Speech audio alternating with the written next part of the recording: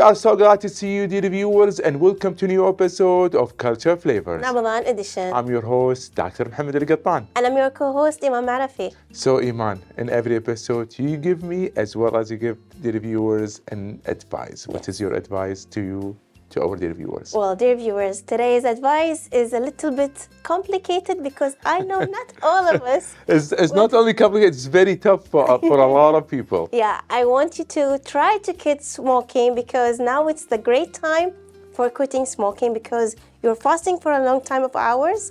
So it is a good time to start at least, to practice smoking. Quitting smoking. I totally agree with you, Eman. Smoking cessation is very important, dear viewers, because we really care about you. We care about your health. We would like to see all the Kuwaiti community living in a healthy society. So please try as much as you could to quit smoking. Yes. So, Eman, which country we will be talking about today? Well, today's country is very special. I haven't been there actually before. It's Bosnia and Herzegovina. Yes. All right. So let's go watch this report together and we'll be back. So please stay tuned.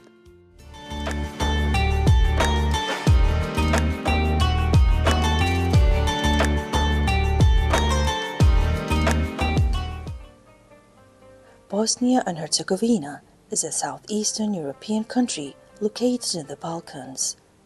It is a mesmerizing destination for explorers and history enthusiasts alike. From the vibrant streets of Sarajevo to the tranquil landscapes of Bihać, Bosnia and Herzegovina has a fascinating Islamic history. From the mid-15th century until the late 19th century, the country was under the Ottoman Empire for over 400 years. This led to the conversion of many people in the region to Islam, which remains the predominant religion today, embraced by around 50% of the population. Today, Bosnia and Herzegovina's Muslim community practices their faith with great enthusiasm, celebrating Islamic traditions and customs with confidence and pride. Every year, Ramadan begins with a resounding cannon shot from the Yellow Fortress, a tradition that has been cherished for over a century. During Ramadan in Sarajevo, it is customary to enhance the iftar meal with a soup-like dish called tuba. This delicious dish is usually enjoyed when attending the open-air iftar organized by the Islamic community in Bosnia and Herzegovina. Consuming dates and a beverage such as water, lemonade, or juice, Sarajevo's rich coffee culture, thick and strong, served with a sugar cube alongside, reflects the city's cultural heritage and history. Many families use traditional copper devices to grind and brew coffee during Ramadan, adding to the unique experience of the holy month.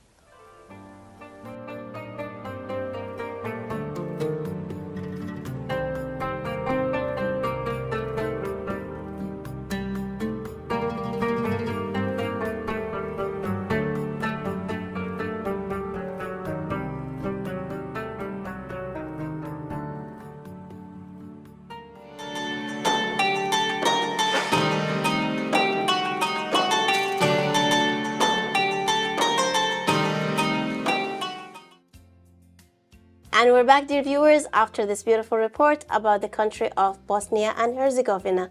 Today we have a very special guest. His name is Nermin Hadjic, and we are very honored to have you with us today. Thank you very much. Thank you for the invitation. We are so glad to talk about a country that I have not visited yet, but I really have a plan to visit it someday. It's in the bucket list. Exactly. Yes. I have a lot of countries in the bucket list. Yes. So we're glad to have you today, Mr. Nermin. Thank you very much. It's not even a long flight, 4.5 hours and you're over. This is why. That's nice. So at the beginning, can you please introduce yourself? My name is Nermin Hadjic. I come from Bosnia and Herzegovina, and I've been to Kuwait. I've been living in Kuwait for a pretty long time. I spent 12 years between 2007 and 2019. Then went back to my place for a break, and a year and a half ago I came back to work at a fantastic place called the American International School of Kuwait. All right, that's very very good. interesting, and hopefully you're having a good time here in Kuwait. And we would like to know more about your beloved country, where you come from. So please give us a good introduction about it, because we would like to encourage our viewers to visit Bosnia at some point. Well, as I understand, many Kuwaitis are learning rapidly and very fast about Bosnia, and the flights are opening. You know, before a couple of years ago, we didn't even have a direct flight. Now, Exactly. during the season, we have two. That's Two nice. companies are running over there, yeah, and more people are coming. And it's no surprise, because I truly believe that it's one of the most beautiful places on the planet. It's really beautiful. Bosnia has 4 seasons. We have snow in winter, we have beautiful autumns, we have pretty nice summers, you know, and we have some of the cleanest and most beautiful rivers in Europe, and we have range of Olympic mountains. We had the Winter Olympics in 1984, so many reasons to come and visit. Perfect. So when is the best time to visit? I was going to ask Yes. this question. Well, that depends on what kind of person you are. If you like skiing, Winter is the best. definitely winter. But I would suggest maybe February, because that's when we have the most snow and when you can enjoy it the most. But my personal is summer, because it's around 25 to 30 degrees. Okay, in the that's summer. good. All right. Yeah, you can swim in the river. There are many lakes you can swim in as well. But the sun is not hot? It gets hot, yeah. It gets a little bit humid, but nothing compared to Kuwait. Okay. Remember, I lived here for 12 years, so I'm adjusted to Exactly. warm weather. So if somebody would like to visit Bosnia, where they should go? Do you have any specific places that you recommend for them? Well, definitely Sarajevo is the capital. Even though I don't come from the capital, I come from northern city of Tuzla. That's a little bit smaller than the capital, but still really nice place. And capital, and down south there's a city called Mostar, where you will find a beautiful bridge on a beautiful river of Neretva, and yeah, that's probably the 2 most popular places. 2 most beautiful cities are Sarajevo and Mostar. Perfect. Yeah. And as I see that your English is very good, so is it the second language that you are taught in schools? Thank you very much. Not at all. I mean, English speakers were very rare up until maybe 10, 15 years ago in my country, and just lately people started speaking more, because foreign firms are investing in the country, and IT industry is growing, so it's a popular demand for English language. My English came literally from movies and music. All right, that's awesome. Yeah. So let's talk about the holy month of Ramadan. The preparation. Exactly. Let's see how is people prepare for holy month of Ramadan. Yeah, well, it is a little bit different than from what we see here and in the Middle East, especially, and in more Islamic countries, because Bosnia is not an Islamic country; it's a secular country, and it gained its independence from Yugoslavia, which was a socialist communist place, where no religions were really promoted back then. Okay. And then now this society is making a transition and going back to the roots. So Ramadan is actually coming back. Good. For the past 30 years. All right. Because people have more freedom of expressing and practicing their religion. So of course it's a special month, special in the eyes of Muslims and believers. Nothing actually changes in terms of working hours or anything else like that. That hasn't changed. All right. So it's different from here, Kuwait. Yeah, it's very different, of course, because Muslims are majority, but the system isn't like that. So nothing changes, and it is let's say challenging month for people over there. Days are long. Yeah. And those who fast, they really feel it. The hunger and the feel they feel tired. But I believe that Muslims in Bosnia actually are rewarded, and they feel it. Exactly. Yeah, because it's more difficult than like our country here. Maybe, it's from person to person. Correct. It's fine, but I feel that I think that everybody there feels that reward. Yeah. You know? And it's definitely a special month because everybody's trying to be their best. Correct. Especially, Mr. Norman, so if you wake up in the morning and you work the same hours, Yes. so definitely by the end of the day you feel tired, and Yeah. definitely rewarding will be better. Yeah. So you should be stronger, you should be really, you feel how And I Ramadan think is also spirit. children feel it more Exactly. than like us Yeah, as well, adults. children, yes. I mean, and adults, I believe that with faith, you would find that strength, and it's in the end, it's not that hard. You know, it's not that hard. You just adjust. It's not. Adjust to it. Nobody will do anything for you. You do it for yourself. It's true. What about the neighborhood itself? Like, are all the neighborhoods like Muslims, or like they are mixed? No, it's pretty much mixed. I mean, I come from a city, so I used to live in an apartment. Just now, after my first time in Kuwait, I went back, built a home, and I actually live in a neighborhood where there are houses around. We have Catholics and Muslims around, and but everybody, of course, respects month of Ramadan. That's good. Yeah, and there's an interesting story about my house, my particular house, because next to me there's a house that's been rented to an organization that takes care of migrants in movement. Okay. Most of those people are Muslim, and most of them I've met there. They're just next door, from Morocco or Algeria or Syria as well. And I think the best time in Ramadan's over there was sharing those iftars with them. Exactly. Yeah. This is the same thing I'm going to ask you. What are people do as activity in the holy month of Ramadan? Do you have visiting family more, or It's a very family-oriented month, you know, because of course institutions aren't really turned towards that much. Of course, Islamic community is, but still you live among everybody else, you know.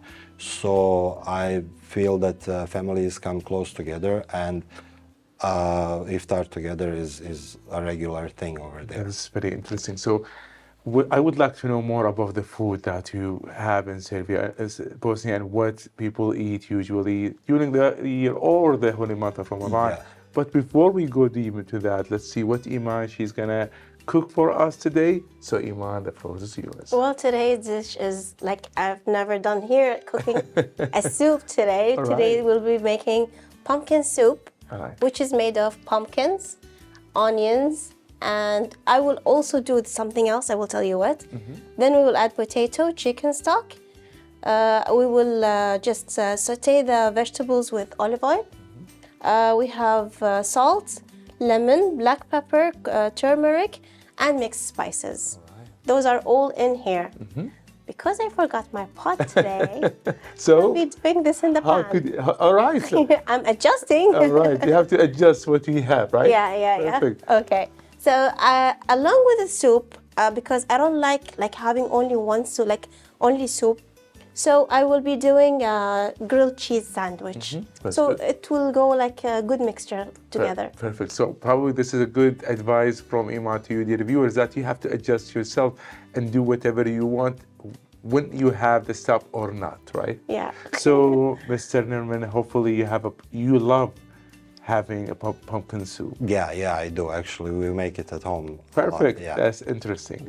So, dear viewers, we're going to have a break and we will be back. So, please don't go away.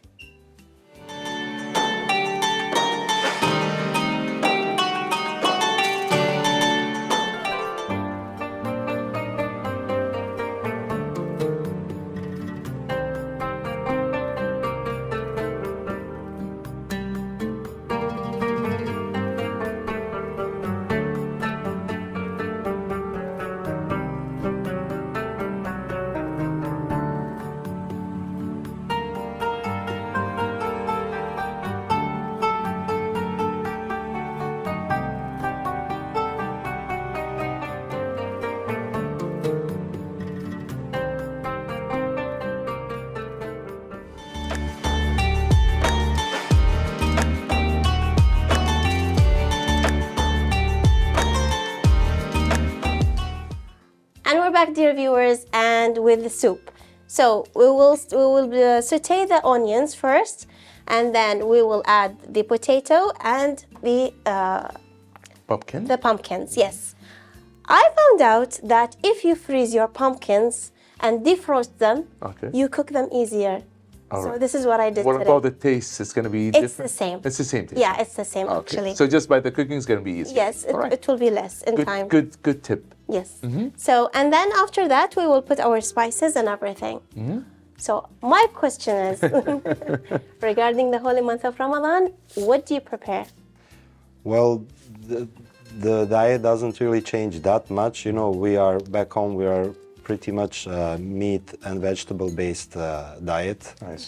And let's say every meal, every iftar would have some kind of meat, definitely, and some kind of vegetable, preferably if there's stuffed vegetables, like when you stuff grape leaves, when you stuff bell peppers, stuffed onion. Those are pretty much traditional meals back home. But one thing that people usually even break fast with is Ramadan bread that we have back home.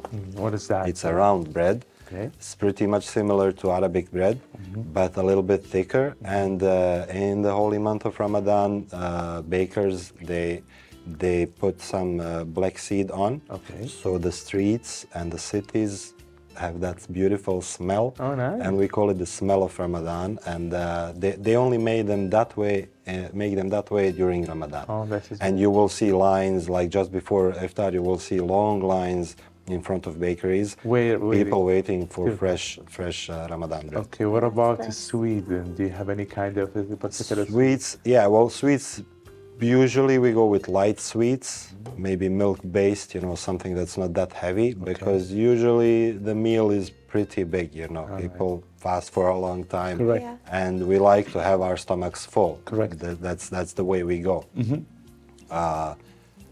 But we have a specific sweet for Eid, and that's baklava, our own way. That's good. It's a Bosnian baklava with no pistachio, mainly walnuts, and it's fantastic. From what you just talking about, I assume that you eat a healthy food in Bosnia in general. Well, there is a lot of options to eat healthy food, but I mean, if you want to go plant-based, but people don't really. I think that's where the financial question comes in. It depends on Because people eat a lot of pasta, a lot of bread because they're used to it. You know, like my place is a hard-working mining town where people need to have their belly full to be able to function. Correct. So they don't really. They didn't in history. They didn't really focus on the health aspect of the food, just to the fullness. Right. But lately, let's say 10 years back and moving on, those trends are changing, and we're actually trying to use what we have, and we were given perfect land By for growing, yeah. you know, vegetables. That's and very good idea. So you guys are not like rice eaters? No, not really much. Okay. Yeah, I mean, even for me, I was shocked when I saw that everybody here eats rice every day. Yes, here we are. Right, Back right. home, if we're like making it with chicken in a specific way, that's when it tastes really good. That's when you're gonna eat rice. Right. Or when we're stuffing, as I said, when you stuff peppers, when you stuff something, usually rice goes in the mix with the meat. But not that often. Not that often, Not that often. So let's see how is Eman doing before we actually continue. Do you smell the onions? I do. Now I'm just taking the potato along with it. And I will add the pumpkins as well, but I want to a little bit cook the potato. Then we will add the spices. All right. Yeah. That's good. So, Mr. Nerman, are you your country and you also, are you coffee drinkers or tea?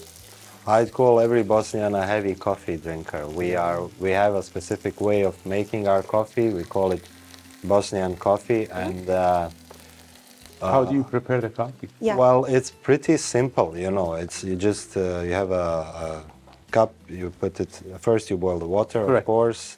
Then you mix it with a little bit of sugar or no sugar at all in a separate pot. and then put it on fire, and then you have to have it to boil a little bit. Okay. Then you mix it a little bit, and then stir it. And it's Then going to be you- Bosnian coffee, then right? yeah, and then it's drank from small finjans, Okay. right? With sugar cube. So is it like a قهوة شمالية? Pretty much, yeah, pretty much. But it's dark coffee without anything else. Only, I mean, sugar cube can stay there. You don't have to use it. Yeah, it's an Depends on optional. you. It's optional. that More if you are- people drink it without sugar, and Yeah, that's you- it. And everybody's very serious. Oh, about that. You don't start the day without your coffee. Oh, that's really interesting. So what about preparing for the Eid in Bosnia? How does the Eid look like there? Yeah, well, still, again, it's pretty much family oriented. And of course, I mean, days before, the last day definitely, before that, the big cleaning starts. Everything has to be clean, you know, like your house inside and outside, Right. your garden, your street. Yeah. People go out in the streets, they start cleaning, of course. And then in the morning, after the prayer and celebrating the beginning of Eid, Eid. usually we go to grandparents' homes, and that's where it's happening. So Okay. the A oldest- family gathering. yeah, the oldest person in the family is the host, usually. That's it. Now, of course, that's in the childhood, and before you get married, that's pretty simple. But once you get married, then you have two places you need to go to and take Exactly, your kids so- to. yeah. So it's kind of a Family full part and the day. father part. Yeah. Yeah, we have to choose like where's first, and usually families are flexible and they adjust timings, you know. So it's of course a beautiful. And you know, celebration. sometimes I also say that, if you go to your wife's family, you could go for Eid al-Fitr, and Eid al-Adha, you will do the opposite. Switch that. Yeah. Yeah, but our town is pretty small back home, so we can actually and you know, Arrange that. It means a lot to people that you come and see them, you know, Yeah. and It's a big deal. yeah, it's a big deal, and we enjoy it, and the kids enjoy it, of course. Absolutely, because it's a family Kids gathering. even benefit from it, Yeah. so you know. But they you want take to a see- holiday, right? It's kind of considered a holiday. Or do you Yeah, think- yeah. It's still not An How official? was it? Yeah, lately it is official holiday. Yeah, but of course not 4 days. Okay. You get, I think, 1 day if it's connected to the weekend. It's Okay, one. it depends. Or mostly 2 days. All right. But of course, you know, even when it wasn't, Muslims weren't supposed to come to work. Correct. Just as like Christians wouldn't come when it's Christmas or. Absolutely, actually, yeah. So how is Iman preparing for the soup? It's going okay. Now I will be adding, I added the spices actually, Okay, and I did not add the salt yet. all right. I will add also the chicken stock. Then we will wait for it to cook. Then we will use the blender and make a big We're noise. gonna use the blender today. Yeah. All right. Yep. So, Mr. Nerman, like during the holy month of Ramadan, do you have any activities that you do? Well, pretty much again family oriented, you know, except from there are Quran recitings that usually Hafizes from younger generations organize. I mean, they don't organize it; they perform, and you will see especially in local small masjids, you will see young people reciting Quran together out loud, which is a tradition that we don't really know when it dates from, you know, but it's just came up and it's there, and it's pretty beautiful. That is very interesting. We're having a lovely conversation. We have more concern and question about you and also about Bosnia, but we have a break. So dear viewers, short break and we will be back. So please don't go away.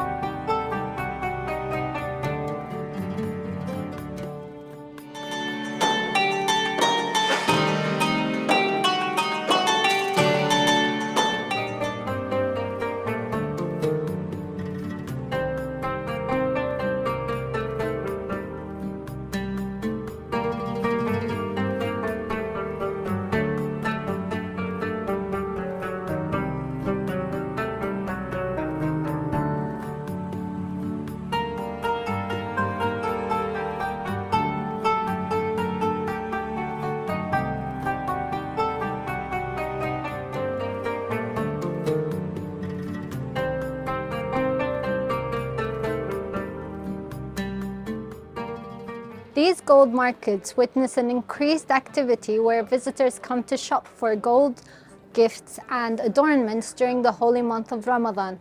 So please take your time and choose it wisely when coming to shop for your gold.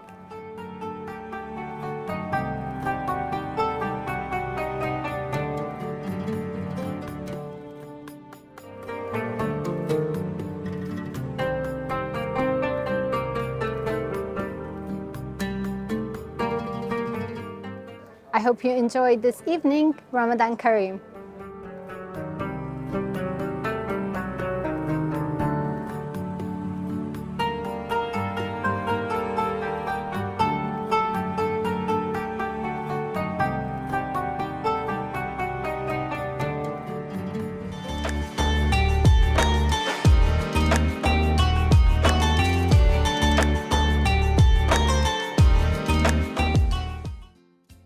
And we're back, dear viewers.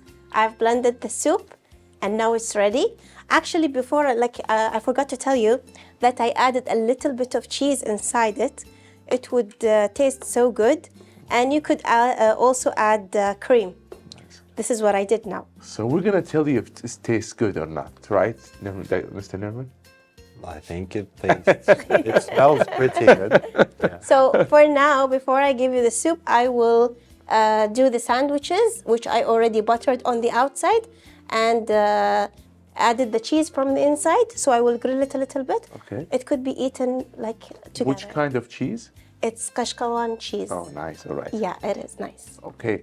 So, Mr. Nerman, we're going to continue our lovely conversation here, and we would like to know about your journey in Kuwait so far. You just tell us that you've been here in Kuwait for 12 years.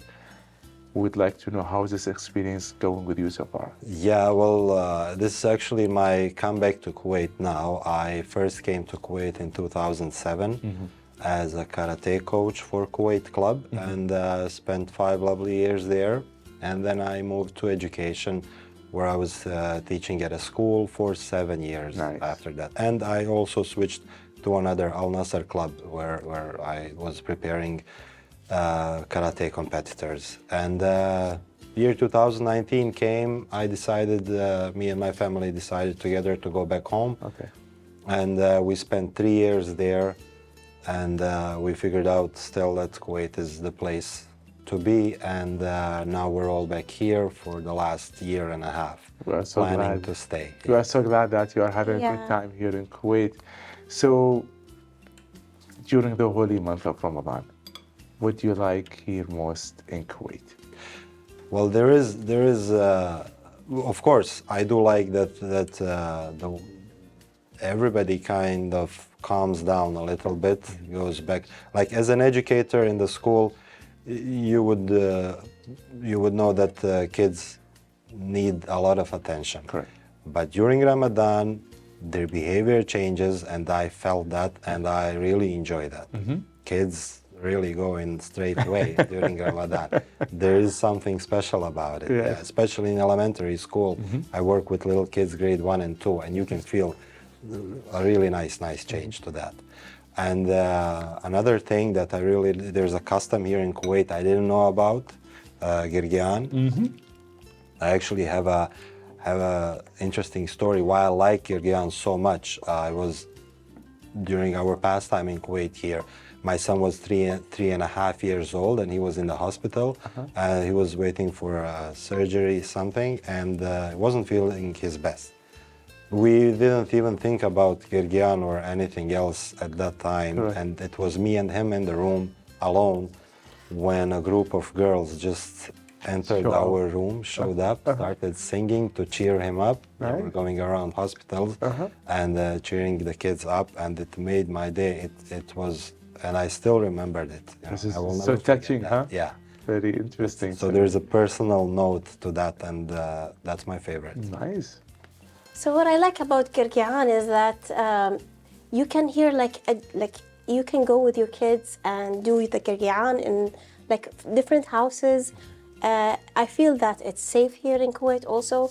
And what I like about that now, this year, as I told Dr. Mohammed, that I will stop giving Girgian as candy or nuts. I will distribute fruits Nice. It's a to make it more healthier. healthy options. Yeah. There we go. So you should try to take your kids and go to the neighbors and knock the doors. It would be nice. Yeah. Yeah, we didn't have this experience of Girgian as we lived, in apartment buildings. We didn't really live in the neighborhoods Correct. here in Kuwait. Yeah. So that's why it was very surprising to me, even the thing at the hospital. But I would like to add the thing about safety that you said in Kuwait. It's fantastic. That's another thing why I really, really love being here. Very interesting. And this is why, dear viewers, we would like to encourage all of you as a parents to really encourage your children to do a Girgi'an habit. This is something unique in Kuwait, and we would like to continue this, and we would like to see this habit gonna go over and over every year, inshallah. But do go with your children. Don't leave them alone to go from house to house. No problem at all. Yeah. So what about Kuwaiti food, Mr. Nerman?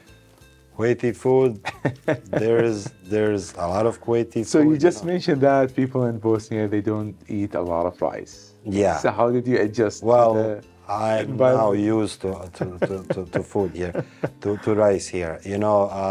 Majboos is number one. All right. It's This is the golden dish. It's the total champion of. I have majboos at my home right now. Oh, okay. Yeah, Oh, really. that's good. Who cooks it for you? Your wife? Well, my wife and I, we try, but we have help from the side. Good. Still. Good. But we'll get better at it. All right. Yeah. Hopefully. And there's another thing. I had on a couple of occasions, I had a chance to try fish prepared by older Kuwaiti people. That's fantastic. Yeah, that's very different from how we make it back home. And I'm in love with it. Very good. Where do you go in Ramadan, the holy month of Ramadan? Do you have any specific places that you visit?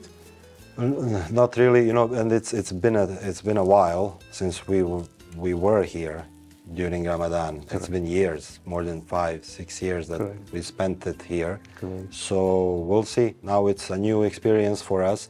I see that Kuwait has improved a lot over these years. The parks are beautiful. The open spaces are really, really nice. And we're just exploring everything. That's around, good. yeah. That's good. Yeah. So this is almost the cheese sandwich is Yes. ready, right? Yep. All right. So have you been to places like in Mubarakia? Yes, Mubarakia. I like Mubarakia. I like I have a friend that I go to Mubarakia often together, and but let's say my favorite right now would be Shahid Park. Definitely. That's good. So, dear viewers, our senior guest today, Mr. Nerman Hajij, he is a physical education teacher. So probably have a lot of advices to our dear viewers in regard to physical education as well as exercising. So what is your advices?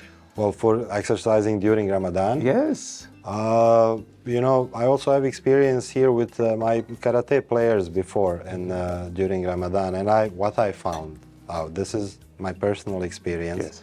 Of course, there are researchers that say different things. And everybody is right.